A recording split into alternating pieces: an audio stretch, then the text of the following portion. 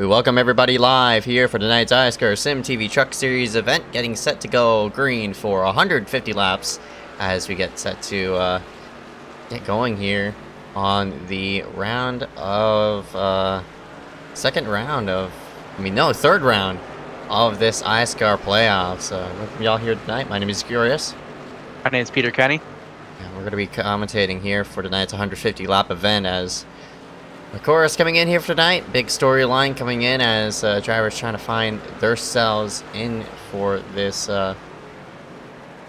for the, I think, top 7 move themselves forward from this race, or actually, I might be lying. I'll have to pull up the standings. No, this is, this might be the, oh, wow, I did do this wrong. Okay, wait, we have current error on our point, so we'll just try to get that situated here momentarily. But in the meantime of that, thank you all for tuning live, and we'll go ahead and pull up standings here on the left-hand side as drivers get themselves situated. But Peter, here at Iowa tonight, what do you expect? What do you expect on what we're gonna see here at Iowa? Well, I mean, this track, obviously, look at practice. A lot of guys running the high side, you know. That is definitely going to be a factor tonight, is running that high side, and especially on the longer run. You could see people transition to the higher side of the racetrack to try to find some speed, try to save some tires. This track is really unpredictable. I mean, I've raced on it a couple of times, and it's definitely one of my better tracks. But for some, it's a challenging racetrack. You know, it's only 1 mile. It could be considered a short track, but it's definitely one of the more faster, shorter tracks on the circuit. But I'm anticipating a lot of different, changes in line, and like what line you take. As you see Malachi Drake trying the bottom line, I definitely see we're going to see people on the inside and the outside today. Yeah, definitely in turns number 3 and 4. Expect that third groove to be used up a lot. I mean, you see that number 41 Christopher Weil right up against, I wouldn't say right up against the wall, but enough to carry enough speed onto the front straightaway and carry it in into turn number 1. So that's one line we'll have to keep in watch as we progress with tonight. But this was last week's points, so the top 7 moved themselves forward, and Cole Williams, Nick Miller both picked up wins, and Parker White picked up the poles. So if it were to reset at 7,000, Cole and Nick would be tied in points with 7,000, and Parker would have an extra 2 points, so that would be 7,002. But everybody else from looks like 4th on to 7th will all have 7,000. Yeah, and you see, I mean, only 3 races left to go including this one in the season, so going to be a huge crunch for the points coming on next week. The final race until we see who our final 4 will be, and when we'll look at the points. And surprise, one driver who I really hope to see have a good run today and next week is Mitch Hobbs. It'd be pretty cool to see him. He's probably been one of the more underdogs this season, and it'd be pretty cool to see him make it to the final 4 and have a run at the championship. Yeah, that's right. I find this, I mean, it's really interesting to see all the names inside this playoff on who's really survived. I mean, the top 13, I mean, everybody from 13th on forward was a playoff driver, but no surprise to see Cole Williams, Nick Miller, Christopher Weil, and Parker White up in this mix as well. Those are basically the favorites coming into the final 4, and those are 4 drivers on exactly. So we'll see what Malachi, Mitch, and William could do off of these next 2 races to really get some ground forward and pull themselves into that top 4. Yeah, another driver who, last season, Malachi Drake, we saw him pull off an improbable championship in the trucks last season on fuel mileage, and so he's looking to maybe try to repeat for the 2nd season in a row in trucks as we take the checkered here in practice, and we're going to scoot ourselves into qualifying. That's right. We'll be right back right after this, and stay tuned. There's more to come as we update points as we get ourselves situated here for tonight.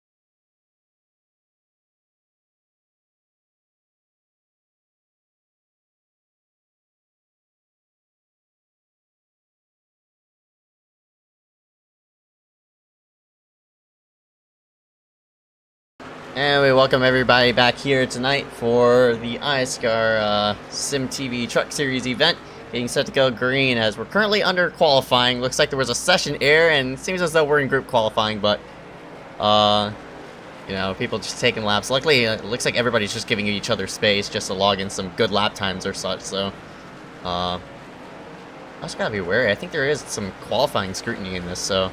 If you do wreck, I'm not sure if it'll just count your lap or eliminate you, but we'll just have to see and how it'll all turn out. But in the meantime of that, qualifying underway, group qual. So luckily there's not a lot of drivers here, but I mean, still hectic to see all these drivers like fling around the racetrack, but it'll give more opportunity for drivers to log in laps, but at the price of having people present. So, yeah, I don't know what to really say about this. Yeah, I mean, it's just, like you said, it's just a little different. I mean, other cars on track you gotta watch out for, but yeah, they are giving each other space, trying to see if they can log in laps by themselves, because, you know, these trucks, obviously, really, no matter where you go, there's some sort of draft to make you, you know, suck up a little bit faster, so everybody giving each other space, trying to log in as fast as laps as they can by themselves. You see Hunter Johnson on the top of the board with Connor Brandon right behind him, so yeah, nothing really too bad. It just you got to watch out for others when you're qualifying now. Yeah, as well as all the wrecking and such, though. See Cole just going very slow. He's trying to find some space in which he could get himself out on the racetrack and log in some solid qualifying laps. So here he goes. He'll jump right in front of the 41 of Weil.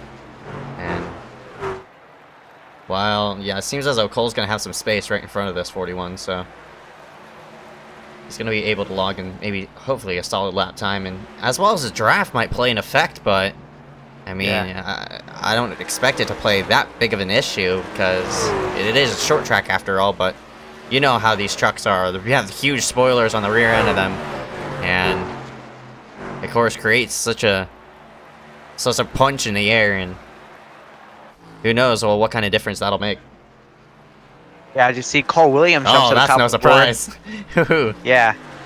And we were just talking about him now, and here he gets to the top of the board. What a lap here. We'll see if anybody else can try to make at least one more lap and see if they can take over a top spot, but time is winding down under 10 seconds now, so...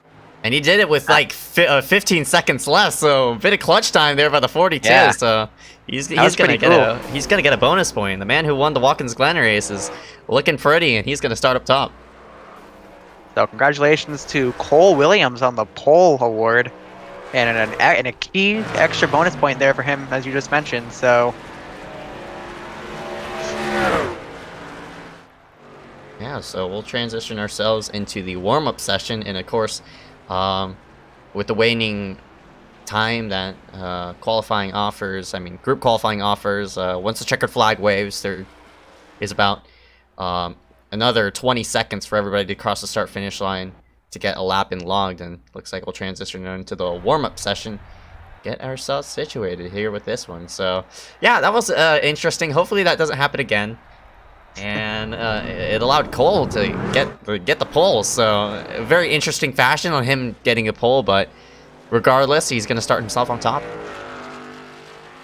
Yeah, so now we go to warm-up here, and warm-up just to really get these, like, you know, your last second thought, like last second feeling about the racetrack, where you want to run, how you can enter pit road if there's green flag pit stops. So, and you see a lot of guys just kind of mess around and warm up, as you saw a couple cars spinning off the pit road. Got some going backwards on the racetrack as well. So some people take this serious, some don't. Yeah, it's a chance for you to, like, reset your steering ratio. I mean, usually if you're in an official session, it's a cue just directly right into race, but here with this one, all you have to do is just you have some time to set up your gearing, and I mean, not gearing, but steering ratio. Get yourself a nice get yourself down in pace for a race as well. So now, since you pass qualifying, all you have to do is just consistently log in laps for the rest of the warm-up to get yourself into rhythm. Yeah, and you see, a lot of guys wrecking here, but this is a good time for these guys to get practice in, and really, some guys just, as you said, change the steering ratio. I think really this track is more of a higher steering ratio, or steering ratio of like 16-1. I know a lot of guys run that here just to save tires for the long run. I usually would run 16-1 if I were racing, so we'll see. That's where, you can find out whether if you like 16-1, if you think it's good, if you ran it in practice, you could change it. If you didn't like it, you can make it into 14-1. It's those little changes that you can make with this warm-up session that could have a huge impact on how you race. Should be interesting to see on how it'll all go, and we'll pull up some race analysis here on the bottom left. Just 7/8 of a mile, and track configuration oval, elevation around 1,000 above sea level, time of day around late afternoon, so track should cool down as the session progresses on. Pit road speed, I think 35 or 40. We'll have 4 tire sets resort around with 150 laps, and fuel window should be around 80 to 85, so it should be still a one-stop race, but a bit shorter than what you would run with 100% fuel. Yeah, we're gonna see. Hopefully, we get a long green flag run here. We see strategy come to play here. That would be really, really cool. I mean, I've raced here before. Well, I mean, I know that this track is pretty big tire eater. So, do expect a lot of tire saving, and hopefully we get some strategy coming into play with a long green flag run. Not too many guys here tonight, so this should make for an interesting run. Yeah, and you mentioned not a lot of guys here tonight.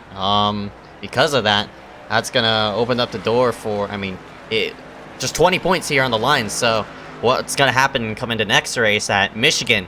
And you know how many people like Michigan. I expect a lot of people to show up for that race, and that's gonna be just about a pure shootout. But not only that, coming on to next week is the next build.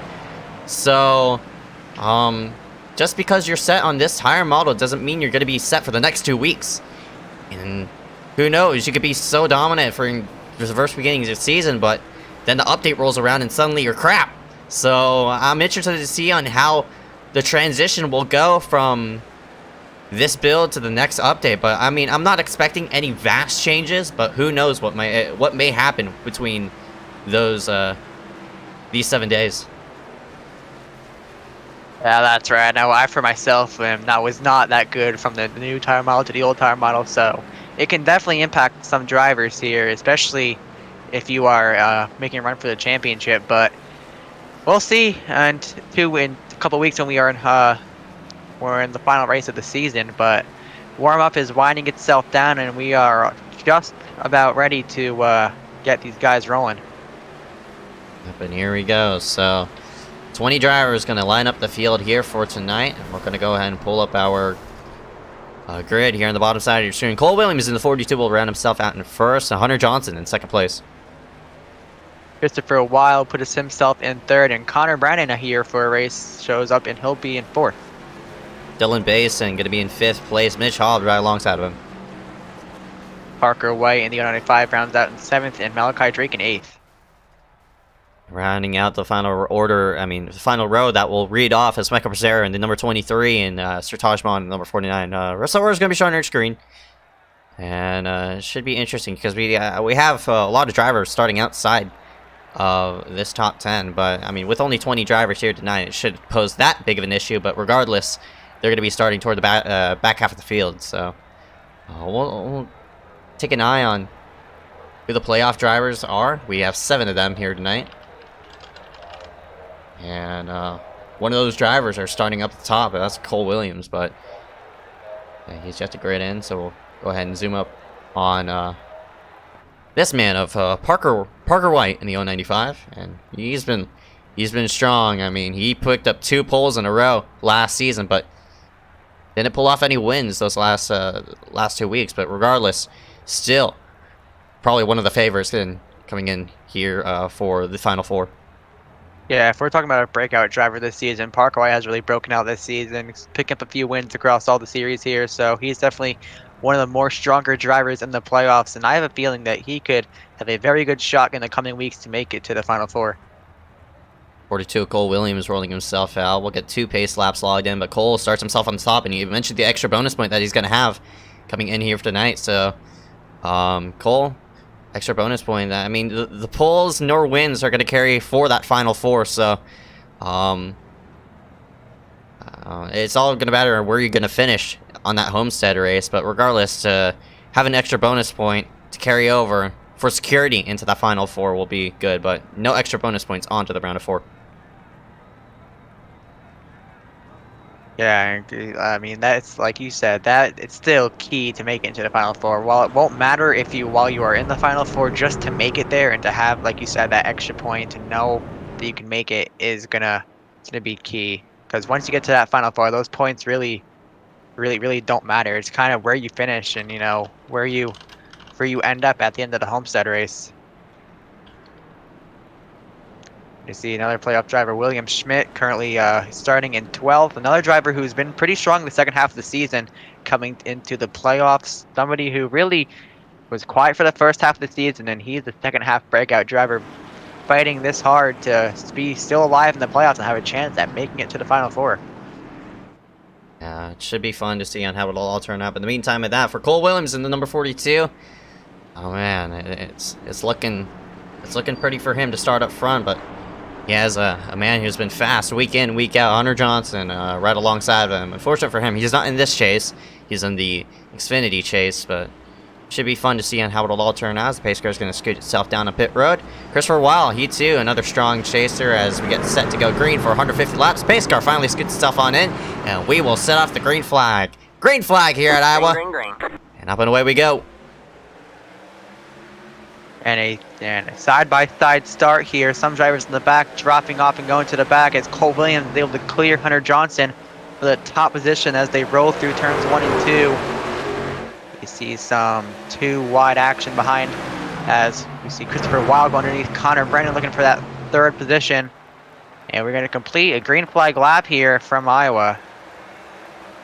So, lap 1 into the books, and of course, with the opening laps, you're on the freshest tires that you'll have this whole entire run, and everybody is sort of residing on the bottom side of the racetrack for right now as AJ Bain, the only person to start from pit road. They're still side by side. Again, for these first few laps, you're going to be locked side by side, trying to get as much position as you can as Basin shove it out the high side of Mitch Hobbs, and nice move there for the 08 to move himself into most likely 4th place here in a moment, but Basin, the Xfinity Series winner last time we were here at this racetrack, and he's looking for more around Connor Brennan. Yeah, I was just about to mention earlier that I saw a couple guys get loose on that first lap exiting turn 4, and these cold tires are going to be really key here as you can get very loose and it could snap very quickly on you as you see the high side already showing its strength as you saw Dylan Basin go by Mitch Hobbs and move himself into the top 5, and looks like Dylan Basin wants more on that outside, trying to get by Connor Brennan. And Brennan ducks low, looking for that top spot. There might be 3 wide here as they exit turn 4. Basin all the way up on the high side, next to the wall. And I think he might have the muscle to scoot himself into the lead. Yeah, what a move by Basin. He's going to scoot himself up front. 3 wide pass around Connor, and Cole will resort him to the top spot. And what everybody needs to do now behind Basin is follow his line because he's the fastest person out on the racetrack. But Connor trying to deny him. He's going to fling it down low. We'll see if it can clear off a 4, but looks like it's not going to happen. So Connor and Basin still side by side for this top spot. And you see some side by side action right behind between a couple of chasers. It's Parker White and Cole Williams, but Cole slowly starting to fade. Yeah, that top side off turn 4 is so much stronger than that inside. You see, Connor Brennan almost in the wall there. And I think Brennan will just follow Dylan here and runs a little lower, more like in the middle line. Try to see if he can try to maybe power off the corner on the bottom, and it just will not happen. Basin will be able to clear him once again as they start to fade into more of a single file line here in the front. Yeah, now the tires are starting to kick in. It's only lap number 7, and the tires are already starting to play a huge factor into this. And if I were Dylan Basin, man, the way you powered up front, you got to be worrisome about your tires, trying to get yourself up in that to that top spot. And Connor not letting him go, going to the bottom side of the racetrack, and looks like not going to be able to nose in on the low side, but still, regardless, strong enough to keep within the grasp of this number 08. But for right now, still staying in line. You see Parker White right behind, and they're still side by side from this middle portion of this pack is, see, I think it's the 83 of Berge, Cole Williams in this mix. He's slowly starting. He fell outside the top 10 now. He's in the hands of Kevin White Jr., Nick Miller, and William Schmidt also in this mix. So Cole, it's even though he started up top, it's not looking pretty for him right now. Yeah, but Cole also could be saving tires. Like, there's a point where you gotta save tires, but you don't want to save too hard. And somebody who really is still going hard is Connor Brennan, driving it in pretty deep, along with Parker White. Dylan Basin just chilling on the high side, not letting them get to him at all, as they are fading now. Single file here in the front, and even this gaggle of cars back here is starting to fade itself out. You see Mitch Hobbs on the high side trying to pick up some of the ground he lost early on this race, as he got trapped on that bottom, as he tries to work his way past Nick Miller on the outside. And Miller drives it back underneath him, trying to see if he can get any run off the corner, and he just will not. And you're starting to see a lot of guys transition onto that high side. They know that's stronger, and they know that driving it in deep, you know, it might use your tires more. As you see Christopher Weil looking underneath that 095 of Parker White, that's for third. Yeah, now we're into position of the race in which you're getting yourself into a rhythm and finding what line suits you best. I mean, in turns 3 and 4, it's up for grabs. Basin's chilling up there right against that third groove, which I just mentioned about, but Connor is all the way down tucked to the bottom, and I think as the race progresses on, I think that bottom is definitely going to be key, because of course cooler temperatures is going to allow more grip to be held on the racetrack, and currently the track temperature at 76 degrees, so ambient temperature at 72. Do the math. There's about 4 degrees in difference, and that means the track temperature still can cool down all the way to 72. So should be interesting to see once the track, if it does cool down even further, if Connor is going to have a bite here on the 08, and looks like he's coming.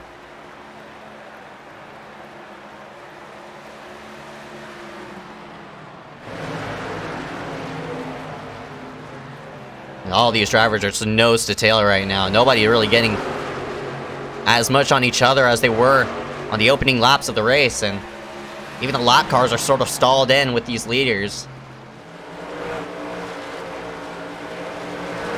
Yeah, and as you mentioned before, as the track does start to cool down, these guys are all going to transition to the bottom, and we're starting to see that already. These guys moving down to the bottom, because as you mentioned, more grip will mean that that bottom line will be much more better than that top side, and it'll start to, you know, look like a singles file train, except on the bottom. As you see Connor Brennan down low trying to see if he can get a run on that number 08 of Dylan Basin. Parker White shows the top side through 3 and 4. Christopher Weil will be able to close in on him as they work their way back through 1 and 2. Still pretty single file throughout this front half of the field, and pretty much all the way through the field actually. Sir Tajman and Nick Miller are going to meet up for 8th place. Miller has been using up that high side, but Basin and Parker White have been using that third groove as well. The question I'm curious about is, of course, the higher up you are, the bigger the radius you're going to run through the corners, and the more right front you're going to wear. So I'm curious to see if Basin's right front will wear more than Connor Brandon's right front, because Connor running a more shallower corner is allowing him to save that right front just a bit. So maybe in the long run, Connor might pull forward on that bottom side. And not only that, it benefits the temperature as well, as we just mentioned earlier. So should be interesting to see on how it'll all work out. And it seems as though, for right now, Basin holds this top spot by half a second, but Connor's still there. Yeah, Basin really has not been able to pull away like he probably wanted to. It's the more battling back here. Hunter Johnson has lost a couple spots now, but trying to work his way back into the top 5 as he sits currently in 6th position right now. A small gap between Johnson and 7th place Michael Rosero, as Johnson tries to scoop himself to the bottom of that number 90 of Malachi Drake. You see, for one driver, they're coming up on the lap here is AJ Bain and that number 8. As AJ looks like he pit started, and well, that pit start might not work out too well for him, as he might fall a lap down momentarily. Yeah, it looks like 14 seconds between AJ and Corey. Corey did pit start, and he's all the way over there in the front stretch. But AJ, again, he's about to get lapped. He's gonna have to hope for, a caution to get himself regrouped, and he might go a lap down as well during this transition. So he needs to be I wouldn't say worried right now, but that 8 needs to be keeping tabs on where he is on the racetrack and where the other drivers are as well, like Corey Long and David Bogman, who are just about by themselves.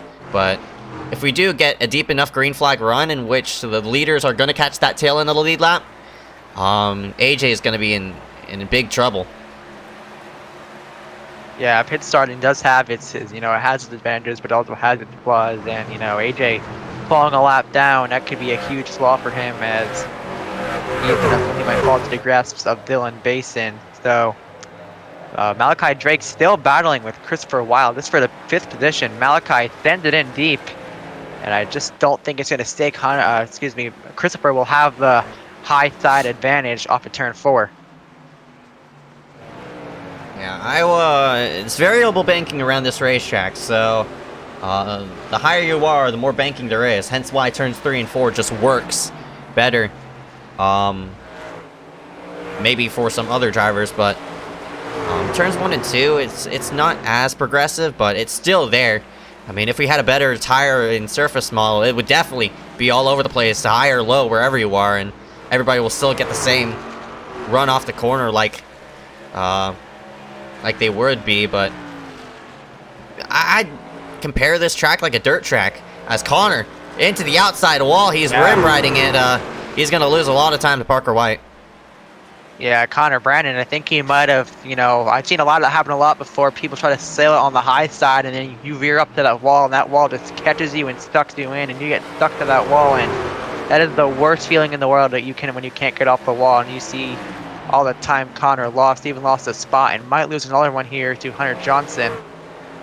So Connor Brandon, and he was even starting to fall back from Dylan Basin as well. So Brandon will fall to 4th position.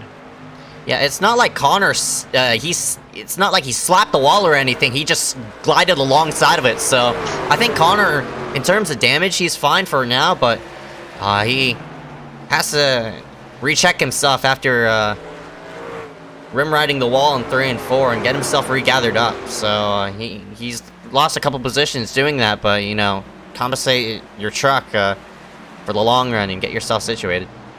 Yeah, and getting the wall, that can be so frustrating. You could lose your focus completely. It could even ruin your race in the long run. So hopefully Connor can get himself resituated and be able to get back up there to Dylan Basin, as Basin's lead is now about 1.5 seconds over Parker White and Hunter Johnson, as he is right on the tail end of AJ Bain.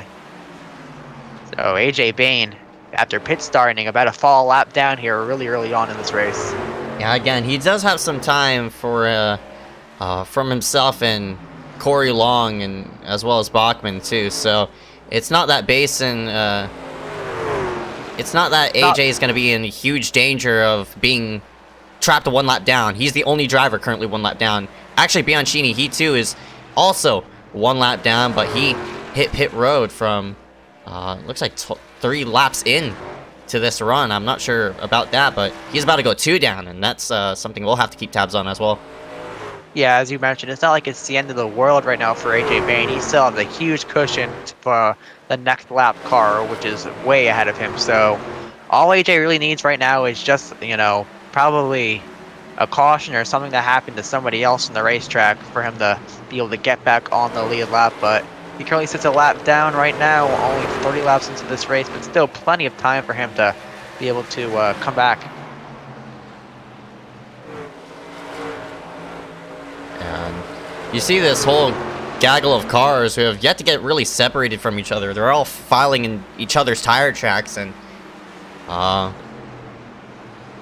nobody has really been separated. So we still have a huge battle from, I'd say, 5th on back. And you see a battle right here as Malachi is working to the underside of that number 41, Christopher Wilde, and sort of making it work. But wow, pinching hard enough to keep the 90 pin down for this spot. But with Malachi nosing himself to the bottom, I think he might be showing himself that he's the faster car in the racetrack.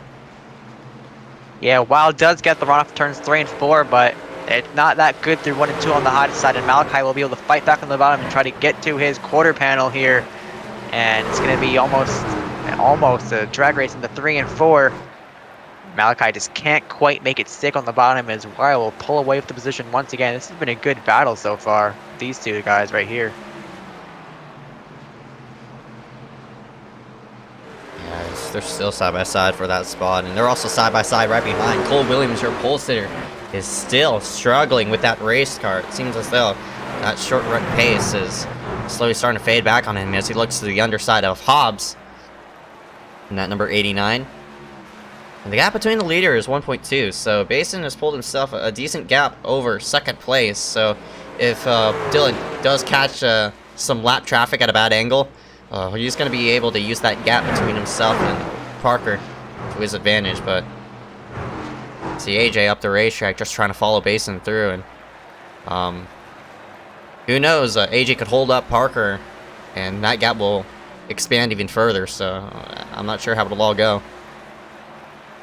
Yeah, I'm watching that gap, and I mean, it's been slowly opening and closing just a little bit, but I'd say more so closing, really, a little bit. Parker White kind of pulling in, it was a second and a half, maybe 5 to 8 laps ago. Now it's right around 1.2 seconds, so Parker could be also using AJ Bain as almost like a pick to try to get a little bit more straight on the straightaway to be able to try to pull into Dylan Basin, but I think AJ will probably be a good lap car when Parker gets straight to the back bumper of him and just, you know, get out of his way and let him try to catch Dylan Basin. As it looks like Connor scraped the wall again there, entering turn 3 and 4. Look how high these people are running. I mean, there's only 2 grooves throughout 3 and 4. The third groove and all the way on the bottom, and you don't want to run right up against the wall, in my opinion. I mean, I get the aero effects maybe help that car, but in my opinion, it's hazardous running right up against that wall, and it's less benefit as well. Just keep yourself out of that wall and try not to tinker around with it. And Connor was right up against the barrier, and he did scrape the wall just a bit, unfortunately, but still in 4th. And you see the gap between himself and Christopher Weil. It's big. Yeah, kind of Weil still waves back of Connor Brandon, but that gap between the leader is slowly closing. I think Dylan Basin is, you know, he jumped out to the lead early on, but I think he might have used up his stuff, or using up his stuff a little too early, as AJ Bain might be a huge factor though, because Parker White kind of staying right behind AJ and almost using him, as I said earlier, a pick to try to see if he can close in on Dylan Basin. See that gap right around 1 second now, so Parker White starting to slowly reel him in. And Hunter Johnson not too far back as well, only 1.7 seconds back, so this could be a very interesting battle in the coming, with those tires trying to kick in, and then fuel will also, pit strategy as well. If we continue to go green here, well, we'll see these guys on pit road we saw earlier, 80 to 85 laps, so I'd expect to see these guys in. Not for a little bit though, so. And you see right there, Parker needed to out-track the corner, but AJ was there. AJ's just holding his line, trying to get himself out of harm's way, and it's hiccuping Parker enough to not really let him close in, and AJ's going to clear Parker off of the corner. And it has to be, again, it's frustrating to see lap cars race you out in the racetrack, not for position, but, you know, in AJ's case, he has to keep himself close to that leader enough to, you know, in case somebody gets lapped, and he'll be on site to go around him for the lucky dog position. And it seems as though Bachman, the last car on the lead lap, he's all the way in 4, and Basin just now entering 3, so there's still a big gap between himself and those drivers, but AJ's not letting Parker go, and he's allowing Hunter Johnson to kick to close the gap now.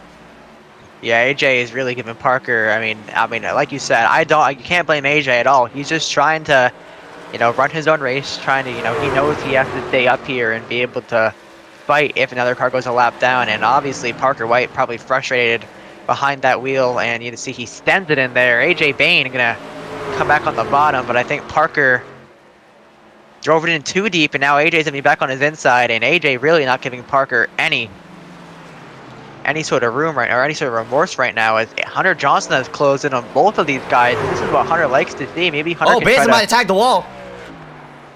Yeah, I did see Sparks. Basin might have actually tagged the wall, and those could be his tires kicking in now, as Parker White able to clear AJ Bain, and Hunter Johnson as well clears AJ Bain. We got Corey Long on pit road now.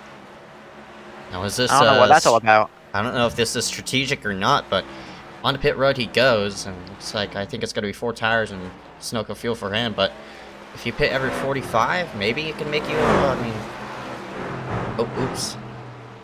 I mean, pitting every 45, not really sure where that's going to bring you. That's going to bring you for 3 stops, so maybe Corey just short pitting here, or it looks like it's more than just a short pit. Yeah, he's on pit road for a while. He might have some damage that we might not know of, but Hunter Johnson has closed in on Parker White now, so he is right there on Parker White, and both of these guys are trying to go after Basin, and Basin, as we saw a few laps ago, might have tagged the wall, but it really didn't affect him that bad because those two behind him were racing that lap car of AJ Bain, so it's almost like really tagging the wall didn't do anything for now, but in the long run, you know, it could always come back and get him. But as you see, Christopher Weil on pit road, so as you mentioned, there could be some strategy here in play with short pitting, as Weil is on pit road, a chase driver making his pit stop on lap 47, so this could open up the doors. If this is strategy, we could see if more drivers come in, and we'll see what Dylan Basin's strategy is so far in the race, as going to be 4 tires probably and Sunoco fuel for that number 41. I find it interesting the 41's going to elect to offset his strategy. I mean, I don't agree with that. You're a chase driver, and why risk it? And in and out he goes for pit stop. I mean, very early to short pit, but I'm not sure if he could just make it with just 2 stops from this point forward. I mean, it may be the case. I mean, you could stretch it all the way maybe 55, and your first stop would be every 50 by the looks of it. So, if you could stretch the fuel all the way past lap 50, you could 2-stop it from this point on forward, and they'll pit on 50, then after that 100, and that'll be it. And you'll have an extra or 2 extra tire sets to carry on forward for the rest of the race. So it should be interesting to see on how it'll all play out. And in Christopher Weil's case, he needs this thing to stay green for his strategy to maybe work. And of course, for fresher tires, who knows where it's going to bring him, and see Corey Long back on the racetrack. Yeah, Corey Long had an extended pit stop, probably to repair damage that we might not have known of. But yeah, like you said, this could be a good run or a solid strategy for Christopher Weil, but he does need this thing to pretty much stay green out of the way. And now we see another chase driver in. As you mentioned, that right lap 50 pit stop, all these guys coming in, Mitch Hobbs, Cole Williams, both coming in. You see Hunter's in on pit road now, so I think these guys are going to try that strategy, see if they could stop here, then stop again, so make it only 2 stops here, including this one, and have those extra tire sets to carry on for the last 50 laps of this race. But Dylan Basin and Parker White both stay themselves out on the racetrack, and it looks like Parker White will come in this time on lap 52, leaving Dylan Basin now out on track on some of the oldest tires. And I think Mitch Hobbs coming back down pit road here. He might have got a black flag. Uh-oh, that's not good. And yeah, Mitch Hobbs back on pit road, and one of the chase drivers looks like having some issues.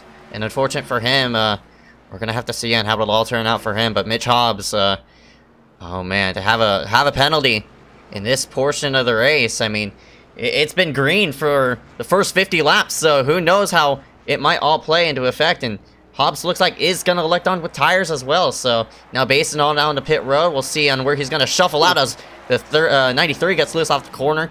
I'm curious to see where Basin's going to shuffle, because all the drivers, I mean, the majority of the field already hit pit road. So that means this is going to shuffle some, definitely going to shuffle the order in terms of who's going to have the better tires.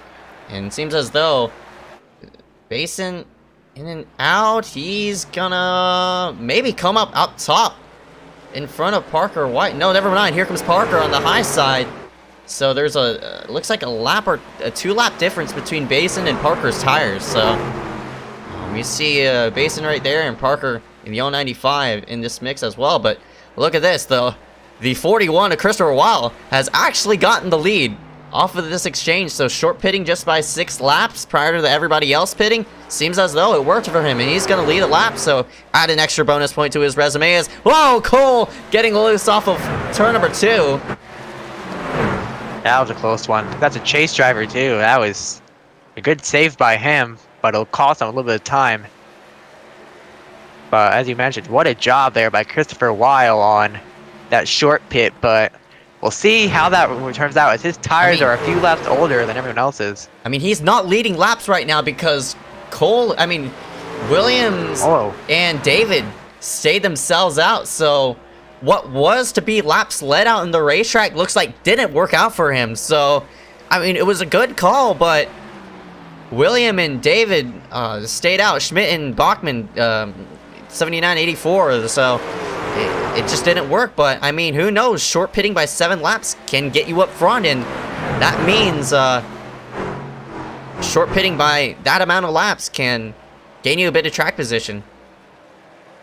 Yeah, Parker White does get back by him now, and now he's got a challenge from Dylan Basin and Hunter Johnson behind him. But, I mean, William Schmidt and David Bachmann, the driver who was pretty much hanging on the way back half of the field, stays himself out, and William Schmidt. So we'll see when these guys come in, but they're going to want to come in pretty soon, as both these 3 drivers right here. Whoa, 3 wide. Hunter Johnson splits the middle at the line. That was pretty cool, and we'll see who's going to be the winner out of this exchange. Johnson sends it in the middle, right to the door of Dylan Basin, and I think Basin might be able to clear. No, he won't, as they go side by side into 3 and 4. Hunter Johnson on the top side. Wheel backs out of it. Basin still not clear of that 12 yet. That was pretty badass out of Hunter, I'm not going to lie, and he's going to scoot himself right behind the 08 finally, but I mean, that was a very bold move there around that 08 to get himself some track position, and even though it didn't work, it was worth a shot, and it brought himself into 3rd place around the 41. And see right behind Connor Brandon, not on the same strategy as Parker and these other people. I mean, excuse me, that's Christopher Weil, and seems as though Connor's going to shuffle himself into 4th, and see more drivers now in and out of pit road. So now Parker retains the top spot. He'll lead his first laps of the night, and seems as though gets an extra bonus point as well. And you see this battle for 3rd just heating up right behind, while Schmidt in this mix as well. And Schmidt is a lap down now, so he's the first car 1 lap down. Tyler Connor seems as though he had a long pit stop. AJ Bain is nowhere to be seen. So a lot of shuffling here on this this 1 pit stop, as sort of plucked out a few lead lap drivers. Now 1 lap down. People like, of course, we mentioned not William, but Mitch Hobbs' mistake on pit road. He had to go back down on in, and it seems as though he's not going to make it. I mean, going to be interesting if he could regain ground off of this. Yeah, lucky for him. He's setting the 2nd car 1 lap down, as William Schmidt is the 1st car 1 lap down, and Schmidt is not too far back from these leaders. You see him right there, sitting right behind Dylan Basin. So if he could fight and, race his way back into the lead lap, that'll mean Mitch Hobbs will be the 1st car 1 lap down, and Hobbs will have to pray for a caution or something to get him back in the lead lap. As you see, Michael Bianchini is on pit road. He's already 2 laps down now, so not a good day for him. As look at Basin to the bottom for the lead here, side by side with Parker White as they roll down the back straightaway. Parker has the high side here in the 3 and 4. We'll see if it works. Basin gets the edge coming off of 4. Can he make it clear? Oh, just barely going to clear him, and here comes the lap car, William Schmidt, to take advantage of this. He'll send it in underneath that 08 on those fresher tires to unlap himself. We'll see if he can make it stick off of turn number 2, and I think he not quite will. Basin pushes back on the outside, and this will allow Parker to go underneath that 08 as well, as Schmidt's going to cruise by, and that might hold up Basin just a little bit as they work their way back through 1 and 2. Now with Schmidt playing a lap car role, now getting himself back on the lead lap, but Dylan has to sort of reset himself and back up the corner just a bit to let Schmidt go. And now with Parker White in the mirror, it's going to open up the door for the lead yet again. And Parker trying on the bottom side, and Basin still rolling up high. I'm surprised that right side didn't wear off as much as I thought it would. So Basin really dominating here at Iowa, just selecting his lines outright and getting himself a nice track position enough to keep himself there.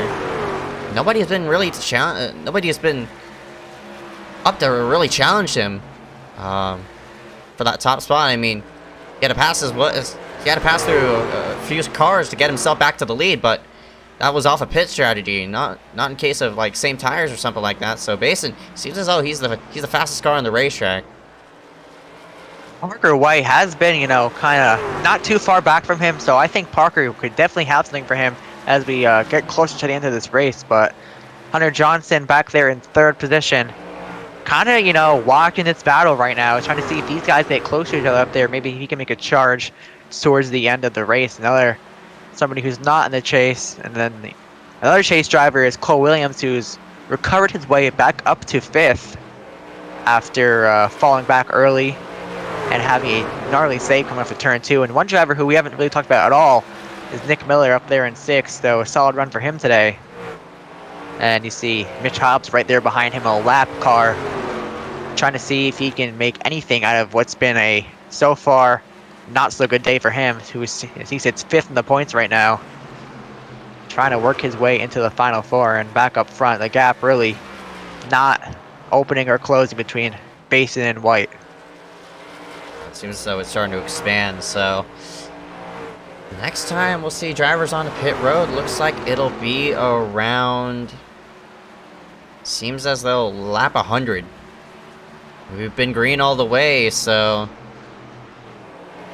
the farthest you could stretch is probably 55, so or maybe like 57, I think, off of what Schmidt ran. He hit 11 laps ago, so that would be on lap number 61. So the latest, I mean, the earliest you could short pit is around 10 laps. And in the case of Christopher Weil, he short pit 5 laps. So in between 10 and 0, enough to gain the lead off of that. So now, who are the drivers who are going to be able to short pit off of their current strategy? Now, since we're deep enough into the run in which we've really situated everybody into a solid rhythm now. So for Basin, seems as though he has the freshest tires out of this whole entire top 5. So I think he's gonna stay out and still go along with his own strategy. So short pitting by Parker White, I mean, it did bring him into the lead, but it only brought him out there for, I think, just 5 laps, so it's not going to be enough to get the win. Unless, maybe if he short pits a bit further up. And, I mean, of course, you got to mention the 41 strategy. Christopher Weil, it brought him the lead. I mean, it brought him the top spot through the cycle. But unfortunately, he didn't lead any laps because Williams and Bachman stayed out, so all sorts of strategies could work here for this final stop. I'm just curious on how it'll all go by the end of it. Yeah, I mean, I think if you look long run with what Wild did, he's short pitting for everyone else, really. I mean, as you said, it got him what would be the quote-unquote lead, but you still had 2 drivers still out on the racetrack, and it really didn't gain him that much as he still fell back to what is now 7th. So he really didn't gain a lot out of that, besides being up in the top 3 for a couple of laps before his tires eventually caught up with him and put him back in 7th. As one driver who is in the chase right now, Malachi Drake, as we're looking at him right now, not having a good day at all, sits himself 16th place and 1 lap down. Yeah, Malachi, he got lapped during this cycle. It seems as though he had some sort of issue through this cycle, and he resides in 16th right now, so Schmidt run. Let's just go through the chasers right now. So it's Parker White up front.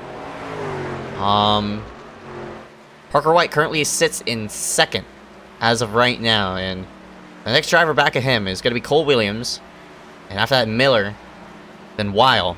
So the 3 drivers who are technically out of it, it's going to be Schmidt, Malachi, And I'm missing a person. Mitch. Mitch Hobbs. Yeah, that's right. And Mitch is running in 13th. So all those three drivers who seems as though he had some sort of pit stop mishap. I mean, in Schmidt's case, I saw off the front end. I mean, that front end's damaged. So he picked up a bit of damage somewhere, and it seems as though it's hindered his truck enough to be last on the lead lap. So I'm not sure where he picked it up, but it's definitely playing an issue as Kevin White tags the outside wall. It's gonna fling William down low, and Kevin's gonna lose a spot now, last on the lead lap. So got a big fight here for this 12th spot, right in front of the leaders as well. Yeah, this could actually be something that Parker wants to see. These two guys right in front of the 08 Dylan Mason could hold him up, and he saw Kevin get the wall. And this is, I mean, if you're Mitch Hobbs right now, this is not what you want to see. More cars going laps down, as looks like Basin will try to work to the outside of the 13 of Kevin White. And White, just not a good day for him at all. It looks like he'll kind of hinder the 08's run off of the corner. But Basin will have the top side as Kevin goes to the top side as well. Parker just kind of watching this from about a second back, trying to see what Basin does. As Basin just scoots to the bottom, and it looks like, I think Kevin will just let him go. Or not, as Kevin fights back on the bottom. Yeah, Kevin, I mean, not Kevin, but Dylan's sort of sandwiched between a lot of lap cars right now. So I'm curious to see now, since Basin has caught the tail end of all these drivers on the lead lap, if it's going to hinder him up to lose the lead. And in the case of Parker White, I mean, it could play both ways. These lap cars could lose him or gain him some time. You can't be stalled in with lap cars steering. I mean, you're working through the same lap traffic that the leader is, so. Yeah, and Parker, and you know, this could throw the 08 off his line too. If there's a lap car in the line he would usually take through the corner, it could cause him to use more tire wear than he wants to. Especially if he ends up, you know, having to drive it in, or ends up having somebody flush up into him. So it could hinder him in many ways besides just being held up. And that gap right around 7/10 now, so Parker is starting to close in a little bit, but he'll have to eventually face the same cars that Basin has to face. Schmidt seems as though he's starting to fade, even though he passed the leader to get himself on the lead lap. He's about to get lapped. Here now, halfway through this. No, I wouldn't say halfway. We're coming to the end of this run now, since we're around that lap 90 range. So, again, with lap traffic playing into effect, Kevin White is now gonna let Parker White go. But in AJ Bain's case, you know, that 095 wasn't let go from that number 8. And I'm curious if anybody's gonna elect a short pit.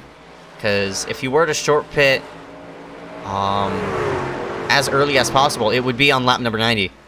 So, who's going to hit pit road the first out of this whole entire group? I don't know. I really am not expecting it to be. I don't think it's going to be Dylan Basin, but we'll see, as he's caught William Schmidt, the lap car, trying to see if he can work his way by, and Parker White has definitely closed the gap to right around a half a second now, and might have caught some more as he got a good run off of turn 4. As Basin got thrown off his line. Yeah, Basin's trying to pass William, and he couldn't get the run off of 4 like he needed to, and looks like it's starting to close in, so Parker's slowly starting to get himself close to Basin, so. Yeah, Parker got a really good run off of turn number 2. Basin got held up by William there, and Parker is now within 2 car lengths, or a couple of car lengths of that number 08. So this is not what Basin wanted at all, and really not making the charge at William either, just kind of sitting behind him, and that's allowed that 095 to get almost to that back bumper of the 08, and here he goes. He'll dive it low into turn 3. Will he be able to make it stick and be side by side of 4? Yeah, with William holding up Basin, it's not going to allow him to get the run off the corner like he needed to, but William just trying to keep himself on the lead lap. He tried to come down in front of Basin, but I don't think William's going to let this 08 go. I mean, as a chaser, you can't let can't let that happen. And oh, contact! Contact!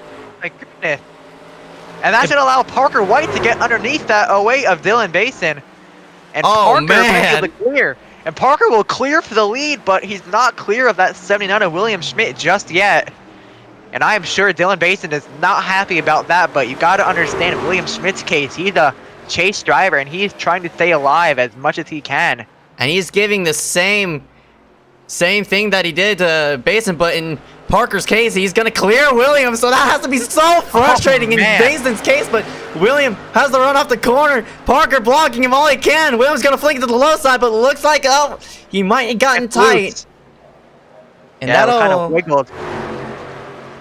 Well, it's whatever you could do to stay yourself on the lead lap, and now with Schmidt lap down and right behind the 08 of Basin, I mean, if you're in Schmidt's case,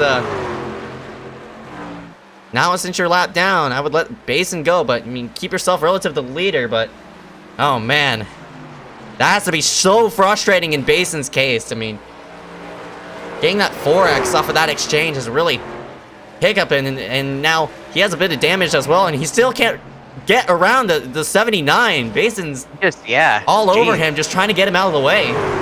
He just cannot seem to clear that 79, and like you just mentioned, you don't know how bad that damage is, and I mean, I'm not even sure. I don't even know. It kind of looked like Basin might have slid up into William, or I don't know if William came down or not, but still not what Basin wanted at all, and we still have pit stops here coming as soon as well, and it looks like Basin still not able to get by that number 79. He'll try the outside here, and I think this time he might have the run entering turn 1, and we'll see. It looks like Schmidt on the bottom trying to hold his ground, but finally I think Basin will clear him, and he will. So a headache for Dylan Basin for the last 15 laps, then it cost him about a second and a half to Parker White. Oh my goodness. So, seems as though we had a couple of DNFs. Kevin White Jr., Michael Bianchini both out of the race. So Corey Long's going to be able to make up a couple positions out on the racetrack, but now the gap has expanded to 1.3 seconds, so... Oh man, that has to be so frustrating, and not only that, Hunter Johnson's closing on this battle as well, so... Basin really starting to fade back after that contact with Schmidt, and Schmidt now fading back even more, but... Nothing relative to anybody out on the racetrack, just trying to keep himself on the lead lap. Hunter's starting to fly here as we went towards... Oh! I don't know who was that in the wall. I think that was the 7. Yeah, Henry Tabor was in the wall. That's right in front of Dylan Basin. And I mean, Dylan Basin, man, he's got a... He missed pit road! Basin missed it! Oh my goodness, he missed pit road because he hit Hunter! I mean, we got a replay of it again. Basin trying to go down the pit road, doesn't warn the 12 about it, and they run into each other, so Basin probably threw a win out the window. And that has got to be the most, I mean, Dylan Basin has just seen his race collapse. I mean, you can't see a race collapse any harder than that. And he'll make it around pit road this time, and oh my goodness, almost missed it again. And that's just you see, I mean, once mistakes pile on, they pile on, and Dylan Basin's obviously thrown off his focus there and almost made probably the worst mistake you can make on iRace again, almost hit the pit barrels, but guys on pit road now around lap 100 to see the leader Parker White coming on pit road, but huge implications for that number 08 of Dylan Basin. And you see more chase drivers coming down pit road. Cole Williams, Connor Brandon on pit road now. Nick Miller cycles out to the lead right now. Yeah, I mean, that's just a bad mistake that you don't want to make. And, I mean, it's not like an on-track mistake that... I mean, it sort of wasn't... I mean, it was an on-track mistake, but it was preventable. In Dylan Basin's case, he didn't notify that 12 that he was pitting.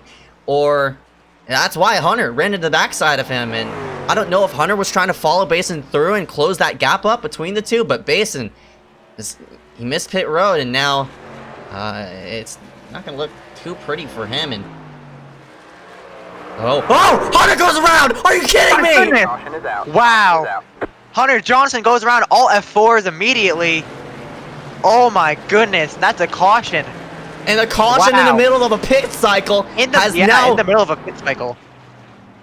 Oh no. Oh my goodness. Oh, so And this. Nick Miller leading. And look at how many guys are might get trapped a lap down here. Oh my.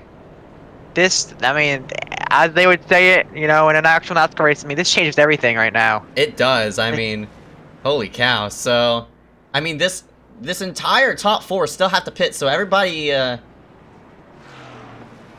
who is one lap down is gonna shuffle probably to the lead lap temporarily. But I mean, there's a handful of drivers who are one lap down who have yet to hit pit road. I mean, AJ Bain, Malachi Drake, David Bachman, and Henry Tabor. But in Malachi's race, it's looking bad for him chase-wise. But that really changed everything. We're getting word that Basin did notify that he was going down on pit road. So in Hunter's case, I mean, not really paying attention. So I mean, that's something we just can't see on the racetrack. Not in the case of, like, getting loose or tight or running the track how it needs to be run versus theoretical, theoretical stuff, but in contrast, that was just bad communication.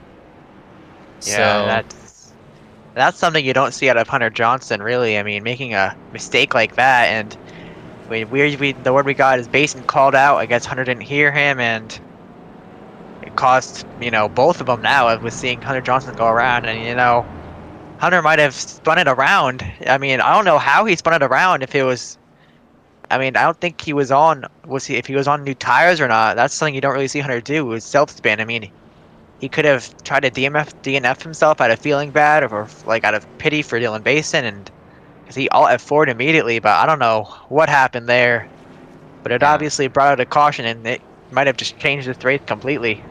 Yeah, it did, and man, look at all these drivers who are now, seems as though, AJ Bain, Malachi Drake elect to stay out. I think that's a bad idea, because they're gonna have to hit pit road fairly soon. Yeah, you don't know what you're gonna get trapped multiple down if you do hit pit road under green, but that whole exchange has brought in a new set of leaders. Now with the two fastest drivers sort of eliminated, and Parker White really nowhere to be seen. He's all the way back in 6th. How will this all turn out by the end of it? I mean, for all these top 4 drivers, that caution played out to their exact favor. They were the only 4 drivers who were on the lead lap. So, I mean, in Mitch Hobbs' case, he got a speeding penalty. I mean, it's a blessing in disguise for him. So, this 89, I think he's gonna have to get an EOL though, but I think this is off of Lucky Dog. He'll still be, I mean, toward the back, but regardless, he's now back on the lead lap and on cycle with the rest of these drivers. So, I think a lot of these guys will be taking just a deep breath, and, you know, just there's a lot happened in that last 20 laps. So, and as you mentioned, a lot of new faces now in this.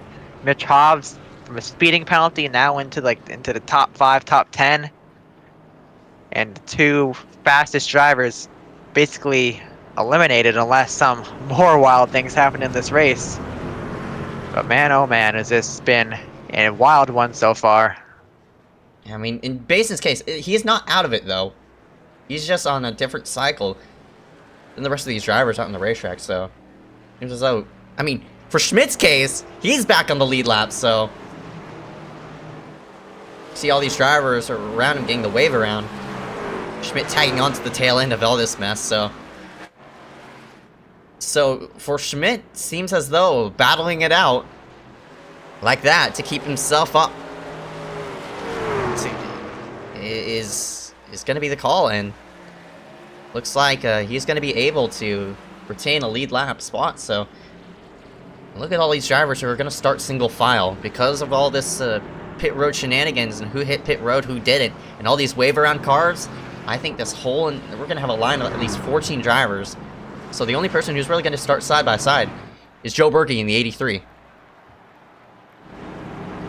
Yeah, so pace car is going to put itself back in, and after crazy 20 laps, we're back underway.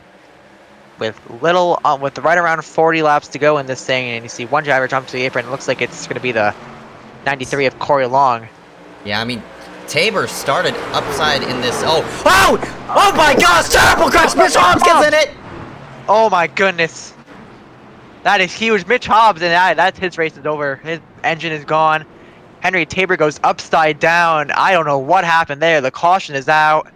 And that puts, yeah, so I'll talk That's about huge. that. That's big break for AJ Bain. He's going to be able to keep himself in the lead lap, but, I mean, I find that restart a bit interesting because Tabor was starting what was technically in 7th spot. I mean, and I'm not sure why he was up there, but I think that's how iRacing situated himself. I mean, it organized himself My in goodness. the net Mitch code Hobbs, that was between the worst Mitch. net code ever. That is some of the worst net code I've ever seen. Yeah, he just got loose, lost it, and Mitch Hobbs, that is just so unfortunate for him. To be absolutely nowhere near, really pretty much virtually nowhere near this evident to get net code like that and have your race ruined in an instant is absolutely heartbreaking for that 89 of Mitch Hobbs.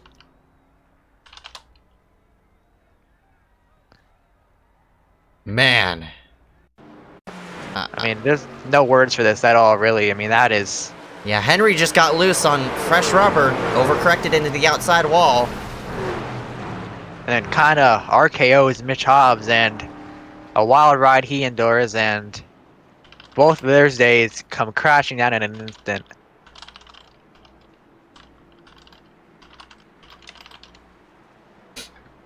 And looking... Wow, so... Man.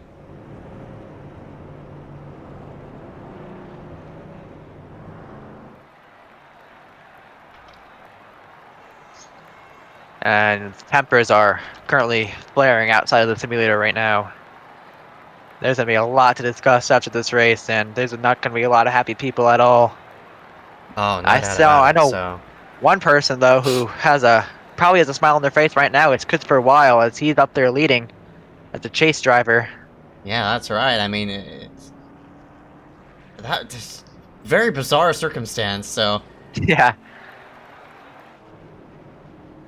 And somehow, someway, it's still not eliminated from this race at all.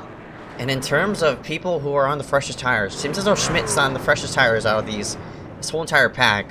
Parker's on 10-lap old tires as well as Cole. Top 3 had the freshest tires. Schmidt had to go out on pit road, maybe preparing optional or something like that, but Weil, Berge, and Miller are all in prime position to finish themselves inside this top 5 or top 10. And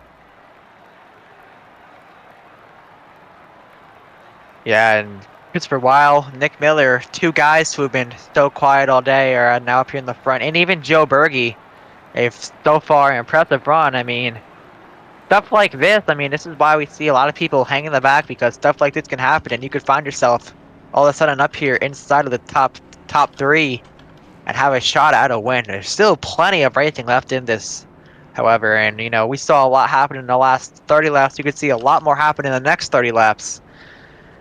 So more and more chaos starting to ensue here as the sun sets over Iowa.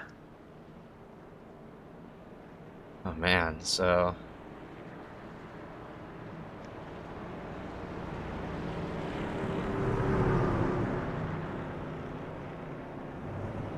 And I still am in awe of that net code between Mitch Hobbs and Henry Tabor. yeah, that was that's pretty disgusting netcode. I mean, typically when you see a car flying on iRacing, he sort of repels off of everybody on the racetrack. But in the case of Mitch Hobbs, he registered contact with that with a flying Tabor, and it sent him not only crashing on his roof as well. And I find that too also interesting on why they both made contact rather than Henry just flying through Mitch. Yeah, and I know Henry doesn't have the most stable connection ever, so it's almost like, maybe his internet wasn't able to keep up with him, and it kind of just registered him as more closer to Mitch Hobbs, and that in turn made Mitch go flying. But still very, very unfortunate and very heartbreaking for that number 89 of Mitch Hobbs, as he'll DNF from this race. And it looks like, however, still somehow get a top 15 out of this, unless Corey Long is still on the racetrack. But the pace car gonna bring itself back in once again, and this time it's gonna be Joe Berge and Christopher Weil taking us back underway here from Iowa. Somebody blinked within that pack, and it sort of disrupted everybody. And here we go up front. Battle for this top spot. Miller trying to look around Weil, but would like maybe get the bite through the corner. He's flying up at the high side, but looks like he's not going to make much of it to close the gap between himself and Weil. And we'll see what Miller does in turns 3 and 4, and he's going to just follow in line with Weil for right now. But Weil might have slipped up off of 4. Miller's going to close the gap on him again. Just going to be fluctuating for these first opening laps of this restart. Who's going to get the better entry? Who's going to get the better exit? And it seems as though with Weil up front, he's doing a good job on retaining that top spot. And how about Berge in this number 83? He too, a man with a fresher tires, and of course taking advantage of that yellow flag has now put him in 3rd place. So, oh, got a spinner in the back. Not sure who that was. I think it was Bachman, but he goes onto the low side and gets back on the racing surface. Wow, big move. I mean, he was sideways off of 2 and gonna open up the door for Miller. Miller to the bottom. That's gonna open up the door for him, and gonna get right to that quarter panel. That 41 can't quite get to him, however. And it's, as I was gonna say earlier, look at Parker White up here, back to the top 5. One of the fastest drivers all races back here inside the top 5. But we'll see how his strategy will play out. Still plenty of racing left. It looks like Christopher Weil holds on to the top spot for now, but Nick Miller is right there trying to make a charge. And Joe Berge kind of hanging out back, watching these two, trying to see what kind of moves he can make if these two were to maybe get into each other. Man, on Connor Brannon. Man on the freshest tires is that's number 92, and he's sort of flying himself through the field alongside with Basin, but Basin, of course, with that right side damage, seems as though it's sort of hindering the handling of this race truck for right now. But it's going to be a while for them to really make something of it, because by the looks of it, it might go green from this point forward. And Connor has now found clean air, but Basin's still stuck back in traffic, sort of sandwiched with Cole Williams, who shoved himself to the high side. Might have put Cole into the outside wall. Yeah, the Cole Williams, a chase driver, might not be too happy about that one for getting put into the outside wall. But Dylan Basin is probably a man on the mission right now, trying to get his way back to the running, because he knows he has the speed to possibly get a win. But being this far back with these laps winding down is not helping his case at all. No, it's not. Seems though Miller is starting to fade back of where Weil was, and with Weil starting up front, of course, you can pick up clean air and such like that, and it seems as though he's taking advantage of it. But of course, he has to watch out for this number 92, Connor, but he has to work himself through Berge. You know how how defensive Berge can get, as Basin now works to the underside of, looks like Parker White. 10 lap fresher tires on the 08, and they'll easily make the pass down here for this position, or at least try to. Ooh. Parker, contact between these two. Yeah, these two, the top two for more than half of the race earlier, now find themselves running nose to tail in 5th and 6th, as Connor Brannon looks to the bottom of Joe Berge. This is for the 3rd position, and Berge gets the bite on the outside, but Connor sends it in on the bottom. They're side by side up front for the lead. Nick Miller tried and tried, but just could not get by that number 41 as he gets the wall a little bit on the little front stretch. And how about Berge once again back to the low side of that 92 for Connor Brannon. Still can't get by him, as Connor might hold the spot on the high side, and still for the lead, Nick Miller is right there.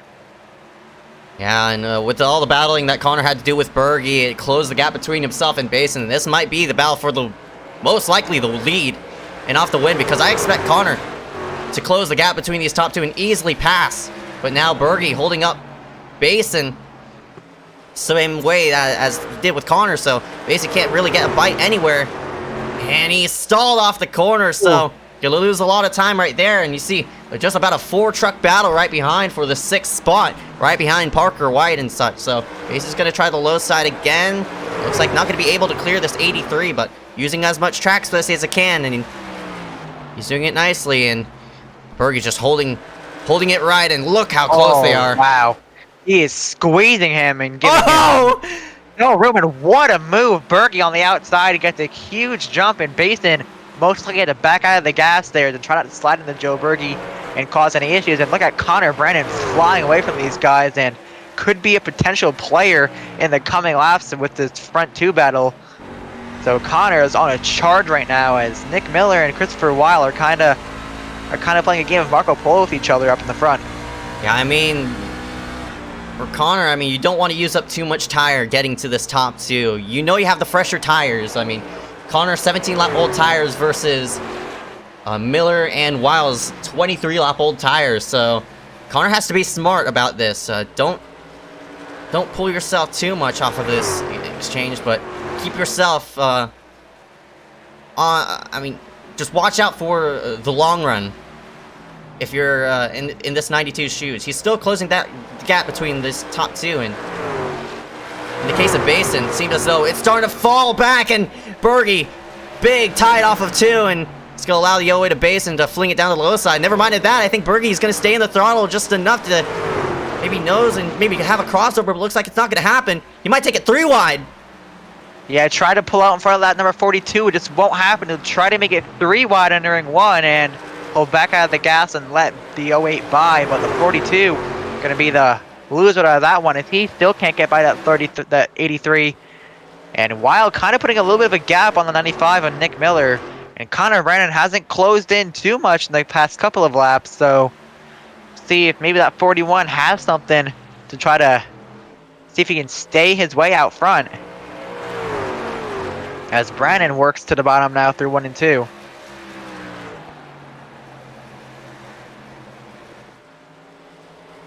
Connor, I don't know. If I were in Connor's shoes, the track has now probably cooled down. I mean, it's still 75, but now since the track is really rubbered up, I just keep myself down low and just focus in on hitting your marks and not getting too sideways. And in Connor's case, I mean, he's already tagged the wall multiple times, so. Yeah, Connor, just, try and, we don't want to use up your stuff. You still got 20 laps in this thing. We saw how much changed in 20 laps earlier. Now we'll see if anything big changes in 20 laps here. And Miller really starting to lose that number 41 of Christopher Weil, who, I mean, as we saw earlier, short pitted earlier. It didn't work out for him. Then he had 2 cautions that worked to his favor. Now he finds himself up here leading and making some big moves here in the chase.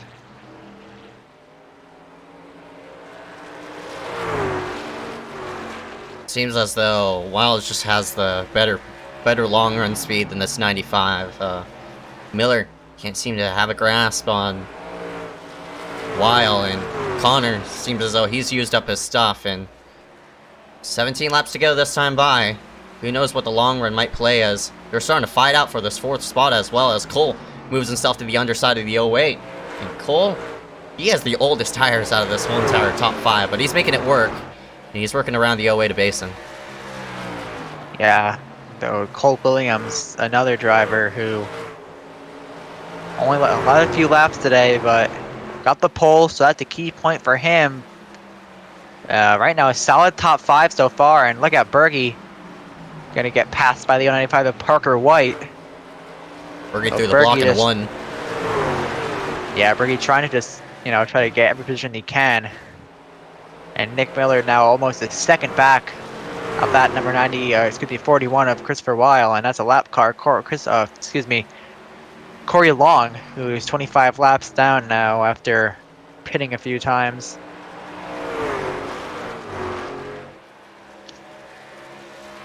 Nick Miller just so tight off the corner, you could see him right up against the wall and losing quite a bit of time to that 41, almost a second.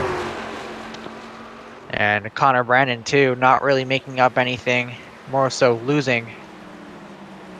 just doesn't have anything for that 41 right now. And 14 laps to go. This race slowly winding down. And Dylan Basin recovered so far to a top 5, but I'm sure he would like to be a couple more positions up there leading this race, but those cautions did not play out for him at all. Last lap time these leaders are hitting. Weil hit a 0.7, a 24.7. Miller hit a 24.8. He's going to be getting slower lap times here momentarily because he's having to deal around with a 93 Corey Long. Connor hit his 24.8, so Weil is the faster car on the racetrack, and it seems as though Connor just used up his stuff too much. And not only that, he's not running really a preferred groove through 3 and 4. He's right up against the barrier, which I mentioned earlier, in which it's basically no man's land. You're losing just too much time up there, and it's costing Connor not only on-track time, it's costing his tires as well. So he has to be wary of that, and maybe try the bottom for these next 12 laps and see if he could make something off of that. But Connor's still running third groove, trying to close the gap between himself and Miller. I mean, he could probably close the gap between himself and Miller, but maybe not to Weil. Yeah, I think Weil has just got, the stronger car on the long run, and you see, looks like he let that 93 of Corey Long by. Long probably on fresher tires, being 24 laps down. But as you mentioned, I think Brennan could, if he moved to the bottom in 3 and 4, could close down on that number 95. But he saw him there running the top side once again, so not really playing dividends to him, running that barrier. And Miller just sitting at a 1.2 second gap between him and the 41 of Christopher Weil. Yeah, the only way this race could even remotely change is if there's a caution that were to come out. But of course now, with everybody sort of spread out on the racetrack, I don't think it's going to happen. So it might finish as is, and Christopher Weil might win his umpteenth race of the season. But we just have to see who's going to come out up top, and I mean, who's going to come out with the better second place, because Miller slowly starting to fade back. Connor is not letting go of this number 95, and in Connor's case, it would be his first top 5 or maybe top 3 this whole entire season. Of course, running this series part-time now after his championship run a couple seasons ago in the Truck Series. Yeah, Connor Brannon was a regular in this series a while ago. And as you mentioned, after winning that championship, it's kind of faded off and hasn't really raced as much here. So being on a new team in Supercell Racing, or you see him not as much as we used to, but still a very competitive driver when he is here, and when he does show up, he's able to run top 5 and top 10, and even always be in the contention for a win. So it's nice to see him back here and having a solid run today. Yeah, I mean, Connor did make a Final 4 run in the Cup Series last season, but it just didn't work out to him, and didn't come out as champion. But he is a former champion here in iSCAR, so he is quite high up on the wins list as well. So Connor Brannon with a solid iSCAR career. 6 laps to go. Yeah, it's final 6 laps. Nick Miller just, I don't think he has anything for that number 41 of Weil, but still a strong run by Miller today.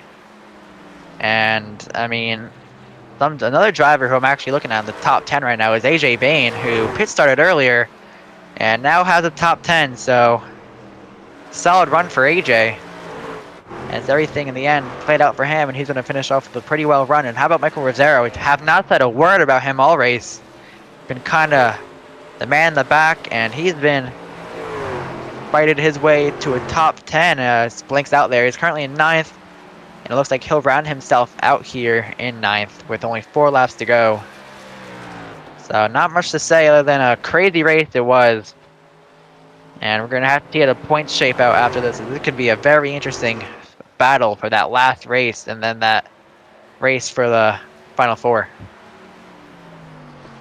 Yeah, and I mean, this is a huge win for the 41 of Weil. He wasn't the fastest car on the racetrack, but based off of circumstances with Basin, Hunter, and the rest of the field, and for Parker White, that 095, I mean, he's resided all the way back to 5th, and not only that, it seems as though he passed Basin, so Basin's slowly starting to fall back now in the hands of other drivers. But in terms of performance, this number 41 Even though he wasn't the fastest car out in the racetrack, he took advantage of all the other people's problems, and now he's sitting up here in the lead. And how about that, to pick up a win toward the Final Four?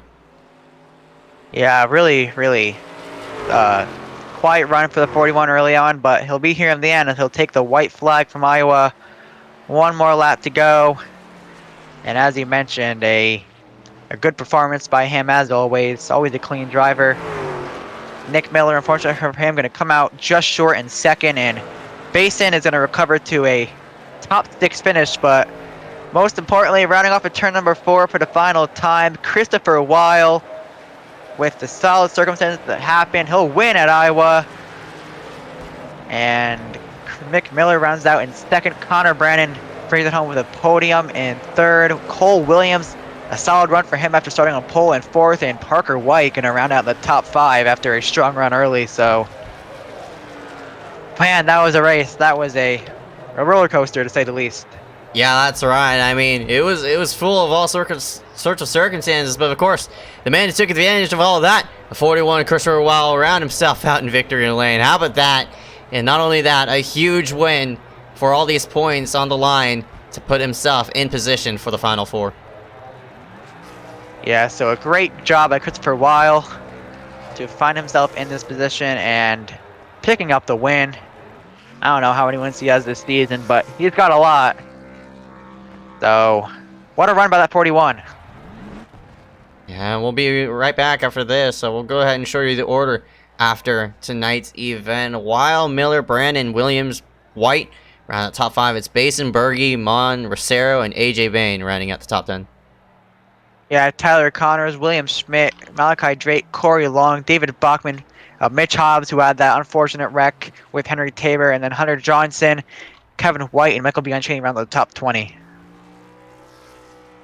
And that'll be the rest of the order. And we'll be right back right after this. Still more to come for the Iowa 150 iSCAR SYMTV Truck Series event. Gonna interview out the top 3 after this one.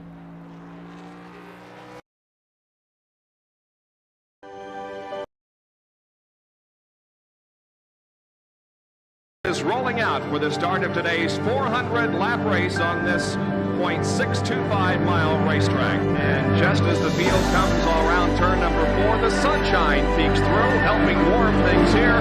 Bill Elliott leads him down. Benny Parsons on the outside. The green flag flies, and the first Union 400 Winston Cup race from North Wilkesboro is underway. Everybody nicely through turns number 1 and 2 as Bill Elliott has the lead, and Dale Earnhardt has jumped into second position, followed by Benny Parsons and Bobby Allison.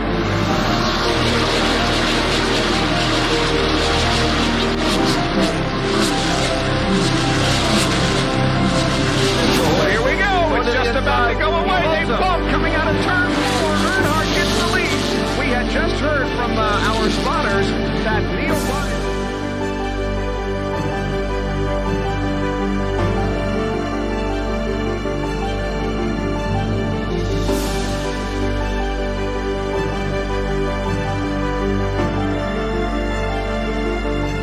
Dale Earnhardt is on his last lap. This will be his 24th career win.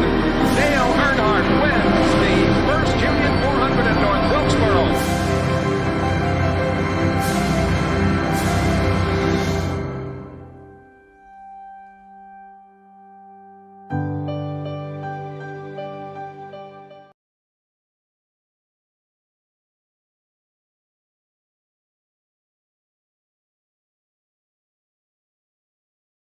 And we welcome everybody back here live at the iSCAR SYMTV Truck Series event. We'll go ahead and drag in the top 3 here for interviews here in just a moment. But man, what a race from start to finish. 150 laps down to the books, and for the top 4 of the chase, Weil, Miller, Williams, and Parker. No surprise that those are the 4 drivers who finish in that order chase-wise. Yeah, Christopher Weil, a huge win for him, and obviously a huge run for Nick Miller as well. But this race is filled with, many interesting circumstances. We saw wrecked with Henry Tabor and Mitch Hobbs, and then we saw earlier than that contact with lap cars and lead lap cars. It was just an overall excitement-filled race, and in the end, Christopher Weil was there to pick it up. And we're going to drag him in the booth here. And into the booth goes number 41, Christopher Weil. Wow, another win, but this one probably the most important of the season in terms of that final four. You round yourself up top in front of Miller, Williams, and Parker. I mean, with this win, of course, it won't add any bonus points onto the round of 4, but I mean, regardless, a statement win here, especially at a track like Iowa. And just run me through on how your race went here tonight. Yeah, I couldn't have asked for a win at a better time. The race started fairly well. I had good starting position, but early in the run, I just burned off that right front tire and just started falling back because I didn't save enough, and the setup just didn't suit me in those track conditions. But as the race went on, as the sun went down, the track got cooler, it started coming to me a little more. And towards the end of that second run, I realized I was gaining on Nick. So even though he had slightly better tires than me, I had saved them a little bit better. I'd worn out my right rear earlier in the run to kind of balance him out. And I knew I had a pretty decent gap to Sartaj behind before that yellow, so I was always going to stay out as long as possible to risk it for a yellow, and it came. And I definitely would not have won the race without that yellow, so it was some really nice strategy luck, but I felt like I still had top 5 pace the whole night. All right, and I got a question for you. You know, with this huge win, you know, how does it change your mindset now heading forward into that, heading towards that last round and having a huge shot at making it? I mean, for the next race, I think I'd have to see the point situation, but I mean, I don't see any reason to not try to go for the win next week, because maybe like if all I need is a top 15 and only 20 people show up, then maybe I'll take it easy. But otherwise, I really just need to get myself locked in that round of 4. And from there at Homestead, I think I can have a decent shot at winning. All right, well, congratulations, man. A great performance as always by you. And is there anybody you'd like to thank for today? Yeah, I always want to give a shout out to my SPM teammates. They were great fun to keep me entertained all race. And on that last restart, Nick and I worked together to make sure that we were 1-2 entering turn 1. And we just raced each other clean the whole race. So I'm really happy for that. All right, well, congratulations, Christopher. Amazing win, and hope to see you next week, maybe here again. Yeah, hopefully I'll be back in the booth, top 3 next week. All right, that was Christopher Weil, the winner of today's race, and Nick Miller now coming in second. The solid run today. We'll drag him in. We'll go ahead and drag Nick Miller into the booth. Comes home second here tonight, but regardless, in terms of points, get to be out of here in second and ahead of course, into that final 4. So Miller, man, I mean, you brought yourself a nice finish here tonight. You started yourself in the 11th, but you were sort of roaming around that 10th-ish, around outside the top 5, but the caution came out and that reset a bunch of things, and it seems as though you rounded yourself out of second off of that yellow flag during the pit cycle, and here you are sitting in second place. Go ahead and recap me the race. Yeah, I got a terrible qualifying group qual. I was not expecting that, so that happened. I think a lot of guys did a little cheesing, but there's no way to really enforce it when the entire field's out on track at the same time. Yeah, I couldn't really pass, which is surprising for Iowa. I was just kind of stuck on the top. It's the only thing I know how to run here, apparently. And yeah, we got super lucky with the caution coming out. We were about to pit that lap, and the minute the caution came out, we just quickly took the hard right. We got super lucky. I probably had a good chance at winning, but I clowned myself and might have sped. But we won't talk about that. And yeah, competitive field tonight, and it was kind of fun, kind of boring, but yeah. All right, well, I mean, good run for you today. And is there anybody like to thank? Yeah, SPM Racing, me and Chris were 1-2 there, so that's pretty cool. I don't know if we've done that yet this season, had a teammate 1-2. Yeah, Chris and all the guys at the SPM crew. All right, well, good run today. P2, hopefully we can maybe see you back here again next week in the booth with another top 3. Yeah, hopefully. All right, Nick Miller finishes 2nd today at Iowa. Amazing run by him, and see if we get our 3rd place driver here, Connor Brandon. Connor ran P3 today. How was your race? I mean, it was better than I was expecting for Iowa, to be honest with you, but I'm just frustrated. At the end there, I feel like if I started any higher on that restart, I could have won that, but had to drive by so many cars, and once the tires fell off, it just felt like everybody was the same. All the tires balanced out. So I don't know. I'm definitely satisfied with it because it's Iowa. I'm usually not very good here, but just disappointed that the tires are like that. Well, I mean, you had a good run today, got a podium. Is there anybody you'd like to thank? Yeah, Supercell Racing, the best team ever. That's about it. Okay, well, good run, Connor. Good to see you back here again, and hopefully, maybe if you come back next week, we'll see you here in the booth. Yeah, thank you. That was Connor Brandon. Well, very, very interesting race that was, to say the least. And with that being said, I think that'll be it here for tonight's broadcast. Again, appreciate everybody from XBTV to tune in here for tonight's iSCAR SYMTV Truck Series event. We'll be live, of course, coming next week here at, I think, Michigan. That'll be an exciting race, but, man, in terms of the build coming up, it should be interesting to see on how that'll all play in effect as well. But for next time, my name is Ezeckiel Reyes. My name is Peter Kenny. Thank you all for watching. We'll see you tomorrow.